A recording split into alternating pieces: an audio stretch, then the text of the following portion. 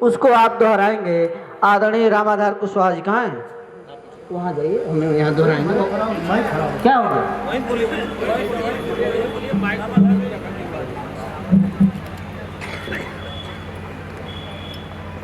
सभी लोग अपना हाथ आगे बढ़ा लें। हम भारत का प्रियम्बुल पढ़ने जा रहे हैं। हम भारत के लोग भारत को एक संपूर्ण प्रभुत्व संपन्न समाजवादी पंथ निरपेक्ष लोकतंत्रात्मक गणराज्य बनाने के लिए तथा उसके समस्त नागरिकों को सामाजिक आर्थिक और राजनीतिक न्याय विचार अभिव्यक्ति विश्वास धर्म और उपासना की स्वतंत्रता प्रतिष्ठा और अवसर की समता प्राप्त करने के लिए तथा उन सब में व्यक्ति की गरिमा और राष्ट्र की एकता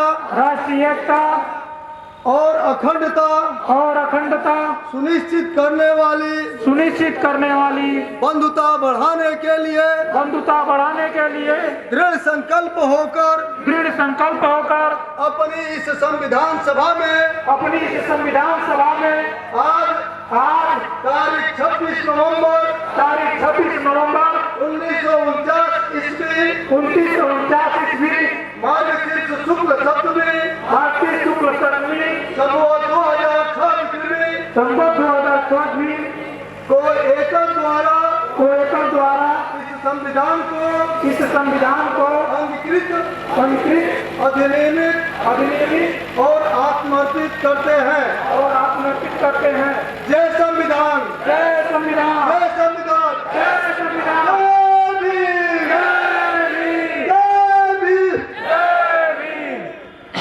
आज इसी संविधान के प्रियम्बुल के साथ हम आप सभी से दोनों हाथ उठा करके एक संकल्प दिलाना चाहते हैं कि आप लोगों के घर में एक संविधान की किताबें जरूर हो। आप लोग हाथ उठा करके संकल्प लें कि हम लोग अपने अपने घरों में संविधान स्थापित करेंगे। इन्हीं सब बातों के साथ जय भीम, नमो बुद्धाय। बहुत बहुत धन्यवाद। आपने भारतीय संविधान की उद्देशिका को दोहराया। मैं अब सीधे आमंत्रित करता हूं, पूर्वांचल में ही नहीं पूरे देश के किसी भी जिले में 10-20 लोग जिन्हें जानते हैं, उत्तर भारत से लेकर दक्षिण भारत तक, जिन्होंने अपनी लेखनी और अपने वक्तव्य और विचारों से एक बहुजन क्रांति पैदा किया और मंडल कमीशन रिपोर्ट के संपादक, यादव शक्ति पत्रिका के भी संपादक रहे श्रद्धेय चंद्रभूषण सिंह यादव से आमंत्रित करता हूं और निवेदन करता हूं कि वो इस संविधान सभा समारोह को संबोधित करें। श्रद्धेय चंद्रभूषण सिंह यादव। श्रद्धेय अध्यक्ष जी, हम लोगों के इस कार्यक्रम के मुख्य अतिथि प्रोफेसर डॉक्टर लक्ष्मण यादव जी, दिल्ली से चलकर आई सुप्रीम कोर्ट की वकील आदरणीय निर्देश सिंह जी, सरदार सेना के आदरणीय RS पटेल साहब, यहाँ मंच पर मौजूद प्रोफेसर वीरेंद्र कुमार जी, प्रोफेसर वीरेंद्र सिंह यादव जी, तमाम साथी बहुजन विचारक, चिंतक, शिक्षक, प्रोफेसर, यहाँ सामने बैठे हुए साथियों, सज्जनों, माताओं, बहनों एवं बुजुर्ग पिता तुल्य सम्मानित भारत के बहुजन समाज के हमारे प्रतिष्ठित जन, मैं आज इस कार्यक्रम के आयोजन में डॉक्टर राघवेंद्र पटेल जी, हम लोगों के डॉक्टर साहब अवधेश बौद्ध जी, नीतीश विश्वकर्मा जी और पूरी जो टीम है, जो लगभग 1 महीने से और पिछले 1 बरस से प्रयास में हमारे कुशीनगर के साथी थे कि लक्ष्मण यादव जी का प्रोग्राम मिल जाए, डॉक्टर अवधेश, बहुत जी अवधेश मौर्य जी जो डिप्टी सीएमओ है कुशीनगर के, उनका एक कार्यक्रम इसके पहले हुआ था। प्रोफेसर लक्ष्मण यादव जी से बातचीत हुई थी, लेकिन उस समय अवसर नहीं था, मौका नहीं मिला। उनका लगातार प्रयास जारी रहा। उन्होंने डॉक्टर राघवेंद्र पटेल जी और तमाम जो पटेल जी के साथ साथी हैं उन सभी लोगों को जोड़ करके और इस 26 नवंबर 1949 को जो भारत का संविधान देश की सरकार को सौंपा गया था, उस संविधान दिवस समारोह को आयोजित करने के लिए प्रोफेसर लक्ष्मण यादव जी से बात किए। और प्रोफेसर लक्ष्मण यादव जी को मैं साधुवाद देता हूं कि उन्होंने कुशीनगर की धरती पर इस आयोजन में मुख्य अतिथि के रूप में उपस्थित होने का मौका हम सभी लोगों को दिया। साथियों, ये भारत के संविधान को अक्षुण्ण बनाए रखने के लिए हमारे एक साथी शिक्षक रहे, नाम के साथ अम्बेडकर जुड़ा हुआ है साथी। इसी संविधान को अक्षुण्ण बनाए रखने के लिए और संविधान के जरिए जो इस देश की 85% जनता के बच्चों को अधिकार प्राप्त है, उस अधिकार के लिए लड़ने के नाते प्रोफेसर लक्ष्मण यादव को दिल्ली यूनिवर्सिटी से बर्खास्त कर दिया इन सरकारों ने। और आप कहते हो कि भारत के संविधान दिवस को मनाने का अवसर योगी और मोदी ने दिया। इस देश के संविधान को जितना नुकसान, कहा गया कि 400 पार हमको चाहिए और 400 पार चाहिए, इसके लिए कौन कौन लोग कहे? अरुण गोविल से लेकर कांग्रेस भारतीय जनता पार्टी के लल्लू सिंह से लेकर और मुंडे की बेटी पंकजा मुंडे से लेकर और हेगड़े से लेकर इन तमाम भारतीय जनता पार्टी के सांसदों और नेताओं ने कहा कि 400 पार करिए, हम भारत के संविधान को बदलेंगे। और जानते हैं, अगर भारत का संविधान बदल गया तो चंद्रभूषण सिंह यादव और लक्ष्मण यादव इनके बेटे और बेटियां फिर से भैंस चराते हुए नजर आएंगे। अगर भारत का संविधान बदल गया तो निर्देश सिंह के बेटे और बेटियां सुअर चराते हुए नजर आएंगे। अगर संविधान बदल गया तो अवधेश मौर्य के बेटे और बेटियां डिप्टी सीएमओ नहीं, वो खेत में करेली और घेवड़ा बेचते हुए और तोड़ते हुए नजर आएंगे। ये भारत के संविधान की देन है कि आज की तारीख में लक्ष्मण यादव प्रोफेसर के रूप में, निर्देश सिंह वकील के रूप में, राघवेंद्र पटेल डॉक्टर के रूप में और इंस्टीट्यूट चलाने वाले मैनेजर के रूप में, अवधेश मौर्य डिप्टी सीएमओ के रूप में आपके बीच में मौजूद है। और आज इन ताकतों को कमजोर किया जा रहा है। शिक्षा को कितना महंगा किया जा रहा है। जो सरकारी शिक्षा है, क्या था, 27,000 प्राइमरी स्कूल बंद कर दिए जाएंगे।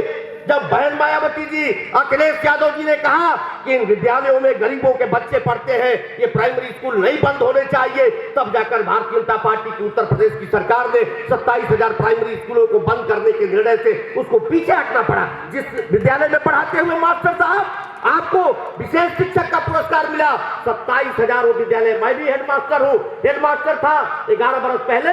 अपनी नौकरी से हमने केवल समाज में मुक्त रूप से बोल नहीं पा रहा था तो प्रोफेसर लक्ष्मण यादव जी बर्खास्त हुए और मैं 11 बरस पहले 1 से 8 तक मैं मदरापाली बुलाकी रामपुर कारखाना ब्लॉक में हेडमास्टर था। मैंने 11 साल पहले बीआरएस ले लिया कि बहुजनों की आवाज को, जो संविधान को कमजोर किया जा रहा है, बाबा साहब अम्बेडकर के मिशन को कमजोर किया जा रहा है, ज्योतिबा फुले के मिशन को कमजोर किया जा रहा है, इस देश के बहुजन महापुरुषों के मिशन को कमजोर किया जा रहा है, उस मिशन की आवाज उठाने के लिए ये मुफीद समय था कि अगर लक्ष्मण यादव बर्खास्त होते हैं तो चंद्रभूषण सिंह यादव बीआरएस लेगा और हम सभी लोग मिलकर इस देश के अंदर अलग और चेतना जगाने का काम करेंगे।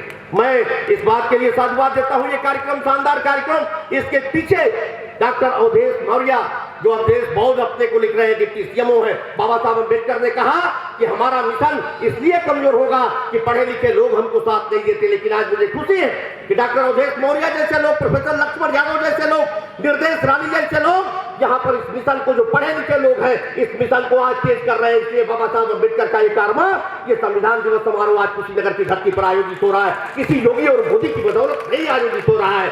और मैं कहना चाहता हूं, अवधेश मौर्य जी पहले वो सनातन पंथी थे, लेकिन कुशीनगर में उनकी नियुक्ति हुई। कुशीनगर के बुक स्टॉलों से उन्होंने, जो यहाँ पर बुक स्टॉल लगे हुए हैं, किताबें खरीदना शुरू किया और फिर पूरा सनातनवाद, ब्राह्मणवाद, मनुवाद से मुक्त हुए। और आज की तारीख में बिना लगन और नोट के पिछले साल शंभू यादव जी, जो नेशनल दस्तक के संपादक हैं, शंभू यादव जी को बुलाकर अपने मकान का इन्होंने गृह प्रवेश कराया। कोई लगन और नोट नहीं देखा। मैं जीवनदीप संस्था के बच्चों को भी धन्यवाद देता हूं कि सावित्रीबाई फुले कौन, इसके पहले अभी क्या कहा जा रहा है, भारत को अमृत काल में ले जा रहे हैं। अमृत काल का मतलब क्या होता है साथी? इस देश के अंदर कहा गया सूरसुर संग्राम हुआ और उस सूरसुर संग्राम में 2 चीजें निकली, एक अमृत निकला, एक विष निकला। अमृत कौन लोगों ने पिया? अमृत तो तथाकथित देवताओं ने पिया और विष किनके जिम्मे गया? हमारे जैसे असुरों, राक्षसों, दानवों और शूद्रों के जिम्मे गया। वो कौन लोग थे जो लोग लड़ रहे थे असुर संग्राम में? वो कुर्मी थे, वो अहिर थे, वो लोहार थे, वो पहाड़ थे, वो कोयरी थे, वो चमार थे, दुसात थे, जो असुर संग्राम के नायक थे। और जो असुर संग्राम के लोग थे, नायक थे, वो इंद्र थे जिन्होंने अहिल्या के साथ छल से बलात्कार किया।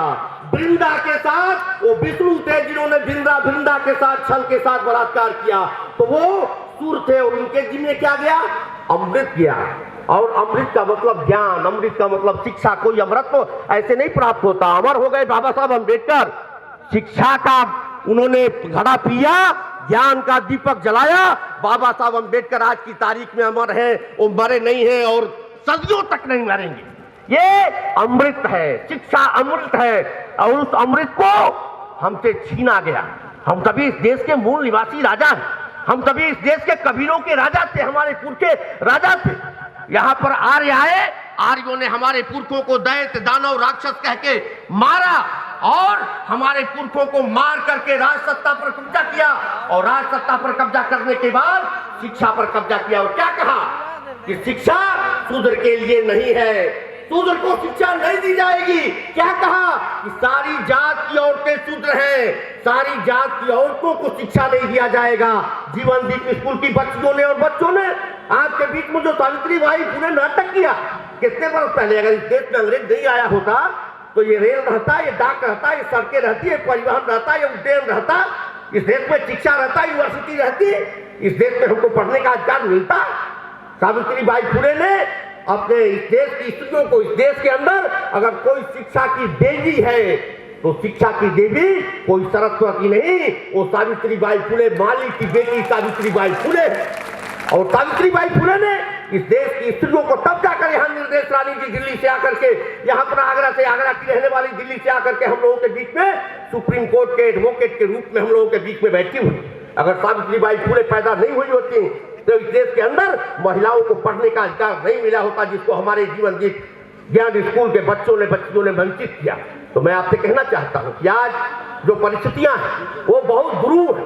हमारे बच्चों को शिक्षा देखा कि लक्ष्मण यादव इलाहाबाद यूनिवर्सिटी टॉप किया, उसके बाद जेएनयू में प्रोफेसर जिसने इंटरव्यू लिया, इंटरव्यू लेने वाले प्रोफेसर ने कहा कि लक्ष्मण यादव सदियों में पैदा होते हैं और मुझे दुख है कि मेरी कलम से लक्ष्मण यादव का चयन नहीं हो सका। क्यों? इसलिए कि लक्ष्मण यादव संविधान की बात कर रहे हैं, इसलिए कि लक्ष्मण यादव बहुजनों के हित की बात कर रहे हैं, इसलिए भारतीय जनता पार्टी की जिनको धन्यवाद दे रहे हैं अम्बेडकर साहब, वो भारतीय जनता पार्टी की सरकार को रास नहीं आया और लक्ष्मण यादव को बर्खास्त कर दिया गया। किस लिए?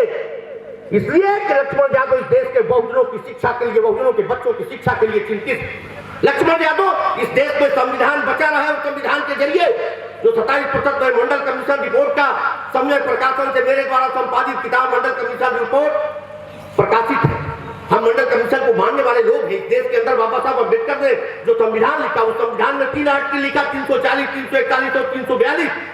आर्टिकल 340 इस देश की पिछड़ी जातियों को विशेष अवसर दिया जाए, जिसमें कोयली है, लोहार है, कुहार है, पटेल है, कुर्मी है, अहिर है, सुनार है, ये सारी जातियां, बढ़ई है, राजभर है, चौहान है, इन सारी जातियों को विशेष अवसर मिले। इस बात के लिए बाबा साहब अम्बेडकर ने आर्टिकल 340 भारत के संविधान में लिखा, लेकिन वो कब क्रियान्वित हुआ? इस देश के अंदर काका कानेलकर आयोग बना, काका कानेलकर आयोग की रिपोर्ट को पंडित नेहरू ने लागू नहीं किया। उसके बाद जब 1977 में जब जनता पार्टी की सरकार बनी तो मंडल आयोग बनाया गया, उस रिपोर्ट को नहीं माना गया। काका कानेलकर रिपोर्ट को बीपी मंडल ने जो रिपोर्ट दिया वो इंदिरा गांधी जी के हाथ में 1980 में आया और उसके बाद से 1990 तक और फिर तक ठंडे बस्ते में रहा। जब बीपी सिंह जी की सरकार बनी तो 1990 में 27% आरक्षण 40 सिफारिशें हैं। हम आपसे कहना चाहते हैं मंडल आयोग में 40 सिफारिशें हैं और उसमें केवल 2 सिफारिशें आज की तारीख में लागू है। 27% सरकारी नौकरियों में आरक्षण और 27% उच्च शिक्षा में आरक्षण। 38 सिफारिशें अभी भी लागू नहीं है। हमारा ये जो पिछड़ा समाज है, अभी रथ यात्रा रहता, अभी रामचरितमानस का पाठ रहता, अभी कोई सत्संगी यज्ञ रहता तो पिछड़ी जातियों के लोग टूट पड़े होते। अगर इस कार्यक्रम का आयोजन किसी दलित समाज के साथी के पास रहता तो मैं धन्यवाद देता हूँ कि पूरा का पूरा ग्राउंड दलितों के द्वारा भर दिया गया होता। उनके अंदर इस तरह की चेतना है, लेकिन पिछड़ी जातियां 1947 में संविधान लागू हुआ, जिस संविधान का 1949 में संविधान को दिया, 1950 में संविधान लागू हुआ और 1950 से लेकर 1990 में केवल 40 में 2 सिफारिशें लागू हुई और पिछड़ी जातियों के लोग जातियों के आधार पर एमपी, एमएलए, प्रधान और जिला पंचायत बनने का लड़ाई लड़ रहे हैं। हमारे अंदर वर्गीय चेतना नहीं है कि हमारा वर्ग, हमारा समूह हमारे नहीं है, लोहार कोहार कुर्मी तेरी बड़ई नहीं है। हम ओबीसी हैं इस देश के अंदर। मनु ने अगर 4 वर्ण बनाया, ब्राह्मण, क्षत्रिय, वैश्य और शूद्र, तो बाबा साहब अम्बेडकर ने संवैधानिक रूप से 4 क्लास बनाया, एक अनरिजर्व कैटेगरी, एक अदर